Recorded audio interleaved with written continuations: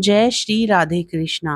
मित्रों, आज द्वादशी तिथि है और आज के दिन जिन भक्तों ने एकादशी का व्रत रखा है या नहीं भी रखा है, तो उन्हें आज के दिन तुलसी माता की कथा को जरूर सुनना चाहिए।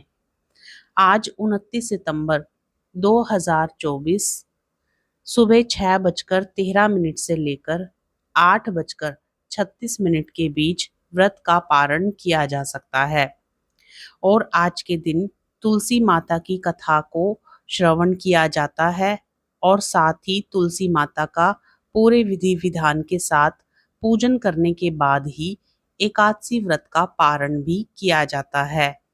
तो आइए, एकादशी व्रत का पारण करने से पहले या बाद में, जब भी आपके पास समय हो, तो उस समय इस कथा को अवश्य श्रवण करें। तो आइए, पूर्ण श्रद्धा भाव के साथ एकादशी व्रत पारण तुलसी माता की इस कथा को श्रवण करते हैं।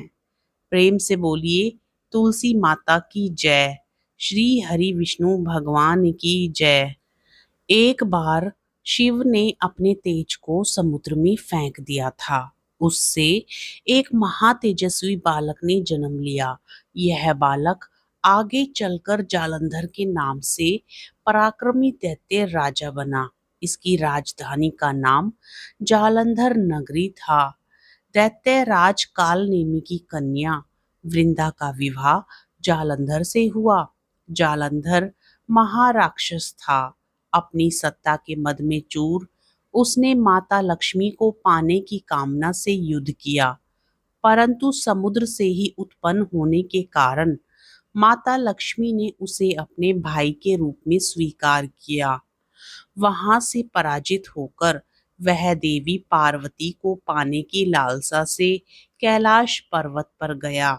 भगवान देवादिदेव शिव का ही रूप धर कर माता पार्वती के समीप गया, परंतु मां ने अपने योग बल से उसे तुरंत पहचान लिया तथा वहां से अंतर ध्यान हो गई। देवी पार्वती ने क्रुद्ध होकर सारा वृतांत भगवान विष्णु को सुनाया। जालंधर की पत्नी वृंदा अत्यंत पतिव्रता स्त्री थी। उसी के पतिव्रत धर्म की शक्ति से जालंधर ना तो मारा जाता था और ना ही पराजित होता था।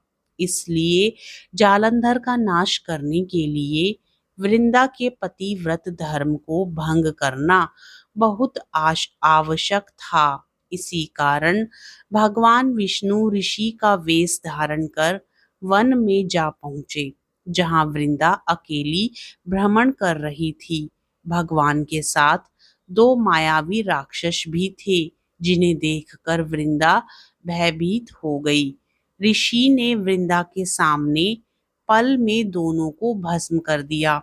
उनकी शक्ति देखकर वृंदा ने कैलाश पर्वत पर महादेव के साथ युद्ध कर रहे अपने पति जालंधर के बारे में पूछा।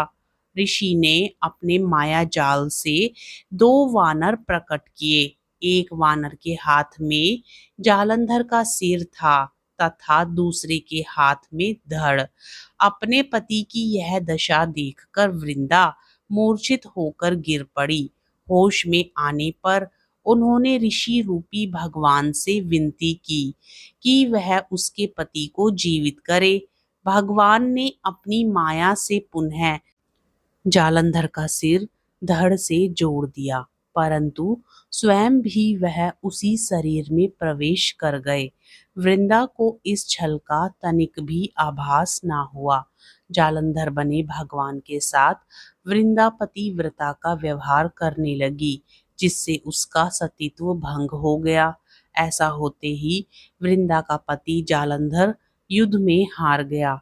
इस सारी लीला का जब वृंदा को पता चला, तो उसने क्रुद्ध होकर भगवान विष्णु को हृदयहीन शिला होने का श्राप दे दिया। अपने भक्त के श्राप को भगवान विष्णु ने स्वीकार किया और सालिग्राम पत्थर बन गए। सृष्टि के पालनकर्ता के पत्थर बन जाने से ब्रह्मांड में असंतुलन की स्थिति हो गई। यह देखकर सभी देवी देवताओं ने वृंदा से प्रार्थना की कि वह भगवान विष्णु को श्राप से मुक्त कर दे। तब वृंदा ने भगवान विष्णु को श्राप से मुक्त कर दिया और स्वयं आत्मदाह कर लिया।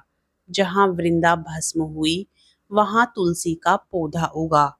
भगवान विष्णु ने वृंदा से कहा, हे वृंदा, तुम अपने सतीत्व के कारण मुझे लक्ष्मी से भी अधिक प्रिय हो गई हो।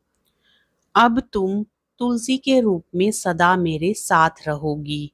जिस घर में तुलसी होती है, वहां यम के दूत भी असमय नहीं जा सकते।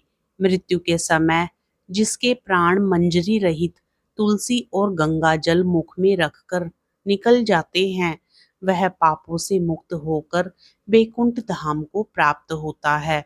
जो मनुष्य भी तुलसी व आंवलों की छाया में अपने पितरों का श्राद्ध करता है, उसके पितृ मोक्ष को प्राप्त हो जाते हैं। तो मित्रों, ये थी तुलसी माता की कथा। हम आशा करते हैं कि आपको यह कथा पसंद आई होगी। यदि आपको कथा पसंद आए तो वीडियो को लाइक करके चैनल को सब्सक्राइब जरूर कर ले, ताकि इस प्रकार की पुण्य फल प्रदान करने वाली कथाओं का श्रवण आप समय समय पर कर सकें। कमेंट बॉक्स में जय तुलसी माता भी जरूर लिखें।